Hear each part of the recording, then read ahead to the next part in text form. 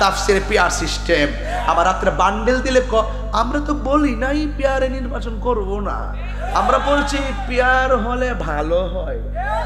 বুঝে গেছে গা? ওয়াজ ওইটাই তাফসির ইন্ডিয়া, তাফসিরে পাকিস্তান, তাফসিরে পিয়ার সিস্টেম। আবার রাত্রে বান্ডেল দিলে আমরা তো বলি নাই পিয়ারে নির্বাচন করব না, আমরা বলছি পিয়ার হলে ভালো হয়। বুঝে গেছে গা? ওরে পাটপারি কাকে বলে? মানুষের তো একটা লিমিট থাকা উচিত। ওরা যে এত বাটপার, ওদের গ্রুপটার মধ্যে 3টা গ্রুপ করে। একটা গ্রুপ হইলো তুই রাস্তায় ভাঙচুর করবি, এটা দরাছোয়ার বাইরে, এই ভাঙচুরে দেখবেন কোনো নেতা যাবে না। আরেকজন হইলো ওই বড় বড় দাবি করব, ব্যানারও থাইকা থেকে সিলি টিলি দিব। আর একটা হইলো গোপনে যায়া বান্ডেল আনবো, এরাই লাগা এরাই নিবা। এরা কি কেউ শেষ করে দিতাম ওয়াজটা? এতখানটা লাইনে ঢুকতেছি, ওয়াজটাকে শেষ করে দিতা। এরা কি মুমিন না মুনাফিক? আমার ফুলা ভান্ডি করে, আরে তোরা ফুলা ভান্ডি না দেখলাম ভালো। আমরা কি মুমিন না মুনাফিক? কারা কারা ইমানদার দুই হাত তুলে স্লোগান লাগান ইনশাআল্লাহ।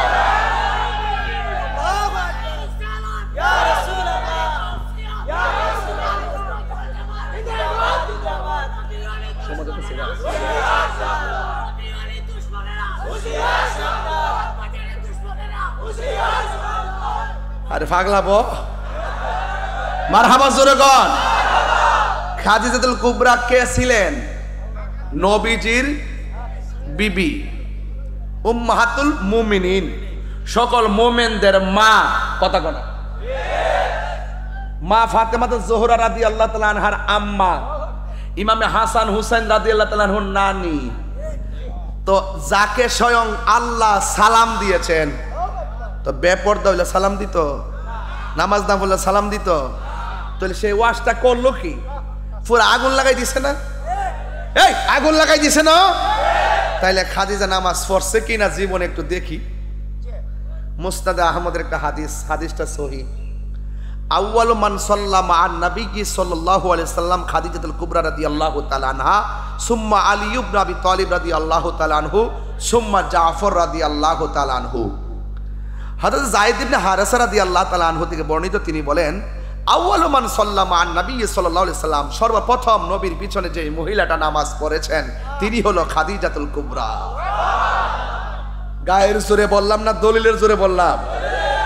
এরপরে কাটায় বালকের মধ্যে, এরপরে হলো সুম্মা আলী ইবনে আবি তালিব রাদিয়াল্লাহু তাআলা আনহু, এরপরে হলো মারিফাতের সম্রাট হযরত আলী রাদিয়াল্লাহু তাআলা আনহু, সুম্মা জাফর, এরপরে হলো জাফর তৈয়ার। চিৎকার মেরে বলুন না সুবহানাল্লাহ। তা আপনারা আওয়াজ করে বলুন, মা খাদিজা কি নামাজ পড়ে নাই? তো যেই কথা বলছে তারে কি জাদুঘরে রাখার দরকার আছে না? মানুষে বুঝুক যে সে মূলতই আন্তর্জাতিক মিথ্যাবাদী। এক কথা বলেন, ঠিক কিনা বলেন? এরা অন্তত পক্ষে মানুষ হতে পারে, কিন্তু কোনো ধর্মীয় দায়িত্বশীল ব্যক্তি হতে পারে না। তাকে মানুষ হিসাবে হয়তো কিছু বললাম না, কিন্তু ধর্মীয় জায়গা থেকে আমরা তার বিরোধিতা করব। যারা মন করে কথা বলে মানুষের ইমানকে লুণ্ঠন করে, কথা বলেন ঠিক না বেঠিক? এই যে দেখেন, এরপরে আবার যখন আমরা যখন দৌড়ি, পরে আমি বিগত দিনে চাইলো আসলাম, আমার মারছে, এলাকা মাথাটা ঠিক নাই। তো ইন্টারিম গভর্নমেন্টকে ওই দিন বলছি তাকে চিকিৎসার ব্যবস্থা করেন, তাকে সিঙ্গাপুর পাঠান।